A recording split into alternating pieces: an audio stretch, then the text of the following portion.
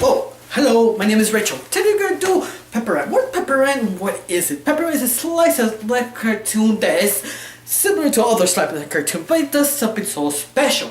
That is, has this kind of vibe, like chillax effect. All the characters are kind of wind up, hyperactive or something like that. But Pepper Ann is something special because it's the vibe of it. It's so chillaxing. It's how to describe it. It's kind of like Steven Universe and Reason Ball Gumball together at the same time. It's kind of like a vibe kind of feeling. They try to be hyperactive, but they kind of slow down, go faster, slow down, go faster. You kind of feel that's making some very interesting credibility.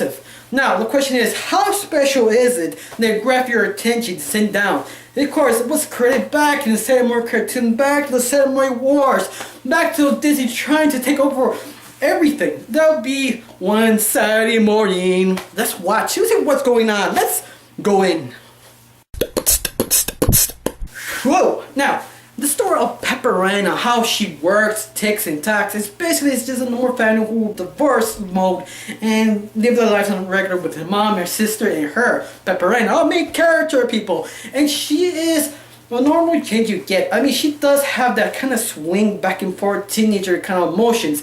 That is, I have to admit, rare to pull off. The rest of the Saturday morning cartoons, all the rest of slice of life cartoons, usually try to attempt to do this, like Doug or Braceface or Toad Pie Ginger, but never cut that feeling. Never cut they actually are interesting teenagers, because usually you have to have a very well written teen, especially the only close to making this kind of skill is the Titans, the original. So this is impressive. This show did it so well. I'm impressed, especially how she was written, how she has emotionals going back and forth and kind of like going crazy. That's what I love about this series. This series is well made, period. I mean, you can't say anything else. Also, I enjoy one great thing is the traditions they go back and forth the different sections of the show. You cut this, you go next to the next thing, but they use her imagination for the joke, and after she finishes imagination, she translates to something else, a different scene. It's just so well made that you don't notice. That's impressive. I mean, that takes skill or realization how you go to the next scene without knowing. That's like, wow, that's awesome. The main character, she doesn't have an alter ego. She doesn't have a narration. She has herself in a way kind of like an anti-Pepper Ann. She appears a few seconds every single episode, but everything Pepper Ann says, her anti-her or the real her, you could say, with effects in the mirror or something like that, it says, yeah, a bunch of BS, you're not gonna do it anyway. Yes, that's how her works. I feel this her narration in a way that makes it so different and special. I mean, it's something that you don't expect. Especially all the characters. I mean, every single character of Pepper Ann are not one dimension. There are real people, basically. Except for her mom, Pepper Ann's mom, she is a different kind of character. She is not the mom stereotype. She is a businesswoman who's trying to please her daughters, please control her company, and run the house. I mean, she is multiple things, but like she is so odd. It's the woman who give her a piece of lemon, she make it art out of it. That's who Pepper Ann's mom really is. It's kind of like a quirky, oddball kind of mother who has very happy feelings. And I love about her. You also have her sister, Moose, that you look at the first image of her like this, you wondering, you sure it's a female?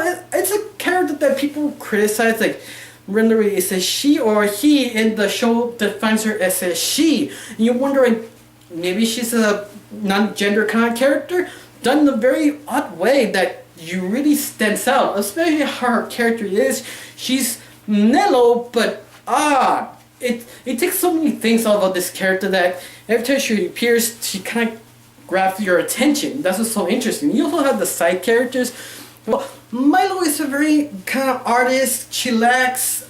If you think this is pretty much how he is, actually he's more than that. The guy does has his opinions. He's high strong. I love it. He's not a two-dimensional character that the artist would be defined. No. He actually is more than that. He is a character, a real person. Even her other side character, Minamoto, give me a second. No.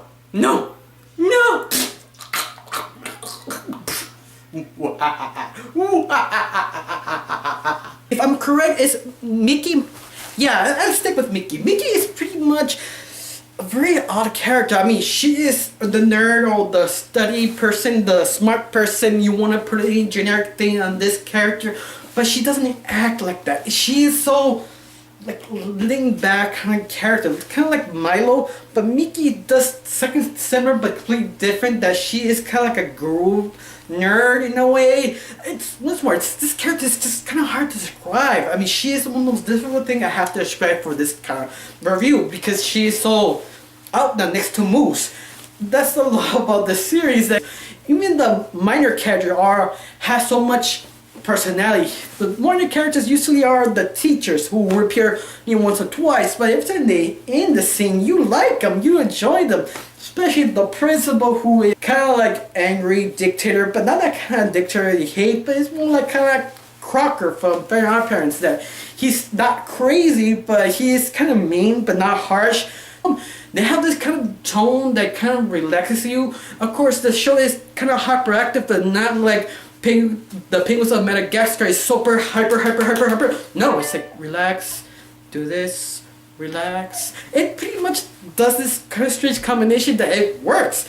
I mean, this series lasted about 4 seasons, and oh my god, it had 4 seasons, especially on one Saturday morning, ABC, that is mind-blowing. I mean, this show is accounting for this type of network because it's just so different. I mean, it takes the very character that is so relatable to anyone. I mean, I see lots of other cartoons like Doug, Bracefield, for example. All of them are related in some sort of way, but more like the situational way. Pepper Ann is basically just relatable because she is the best representation of a teenager. All the other shows I called, they do play like teenagers, but not like her. She is a more multi-layer. That's what I love about this show. This show does kind of challenge you how a character should be. Yeah, I love about that. I truly love about that. Whee! Now, this series art. Usually I don't speak that much of art several episodes, but this one is deserving to talk about the art. I mean, the art style is kind of stuck in the early 90s. You see the designs, it's kind of strange, oval, kind of circle, kind of baggy, kind of way that it's so interesting. I mean, it's kind of stuck in this certain era. You know what kind of decade it is because it's just so eye candy in a way. I mean, it also helped the comedy. In fact, this is one of the rare shows that the art style complement the comedy because how to do a joke or something like a disgusting joke. This show does disgusting, but it's not that, oh my god, awful, take it away. No. This one is disgusting, but you like, whoa, okay, that's kind of disgusting, but the art kind of grabs you. You get close and close to see what it is. It gives a kind of comedic feel with the art. It just works so many ways. It's oppressive. I mean, also, I love even the intro. I mean, of course, this is set in more cartoons. The intro used to be catchy, but this has kind of like a DuckTales kind of repeat earworm. Yeah, it repeats the same words over and over again, but it does have fun with it. In fact, after you've seen the first 3 episodes, and the song kind of gets stick to you. It's something that just sticks to your head all the time, but it's not in a bad way. You do get entertained. You do love the show. You do love the intro. It's just fun. Now, I have to say anything bad about it. Bad. Anything bad? No. I'm surprised! Nothing bad about the thing. It's something that it really is special. I mean, especially the good thing. Especially the good thing is the end of the episode. The end of the whole series. The end, this 4th season ending. This final episode ending. Usually, cartoon doesn't give you that satisfied ending. It doesn't give you, this is the end. You have to cry your tears. It does something so out there that I never thought no other cartoon would do. It just slices 2 parts. One part slices the future, where Pepper is now older, over 10 years older after she graduates, and the present.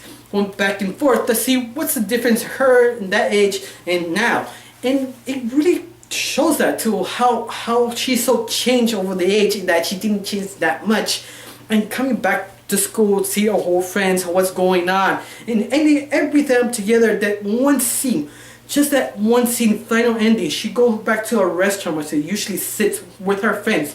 The same chair that all the high school and middle school she sat on. She resits it. In a way, she stays still for a few seconds. You can feel that. I mean, it's like a so impactful, so impressionable. You understand. I mean, I watched this series when I was younger. I was about 12. Yeah, I didn't like it. We got older, we watched the series again. Yeah, I was blown away when I saw this series. It's like being old but not being old watching the series. You watch that moment, that single moment. She sits down and reflects for a few seconds. It's just so wow. I mean, it hits you. In fact, you're not that old or that young. You sit there, you feel it, you understand what she's going through for that moment, second, reflecting her youth. Now she's older. The final episode that is completely well made. It's something that had to be applauded. I mean, very few shows have a great ending like Daria. Then other shows doesn't have an ending period. They actually had permission to have final ending of the series. It was incredible. I mean, it blew me away. It's something that just so applaud. I mean, just enjoy it. Now, my conclusion is like why the series is not popular. I mean, it has its fans, but not really that popular. In fact, not even DVD. You have to find them online somewhere. I found them on YouTube, but not as well conditioned, but still enough to enjoy them. Believe me, something that is kind of worth watching because it's so chillax. It's something that kind of give you a smile for the series because it's so wow. It's just so entertaining. I mean, I don't know what to say about series. Just watch it. You have to rate it. Well, I want to give a high rating, but I cannot have my regulations. And I have to say, I have to give it a honest 8 because of the ending. I mean, the ending was oppressive, was satisfying so well. Other Slice of Art cartoons never ends or has a sort of ending, never finishing how the feeling is. In fact, it's almost completely perfect. I want to give it a higher rating, but I can't. It's 8 was the best rating I ever give this show because it's so amazing. I mean, I wish they could do more or at least do something more intense, more oppressive, but never did. But it's because of the feeling, the characters so well developed in the final season of the ending. It's just so mind-blowing. You have to see it.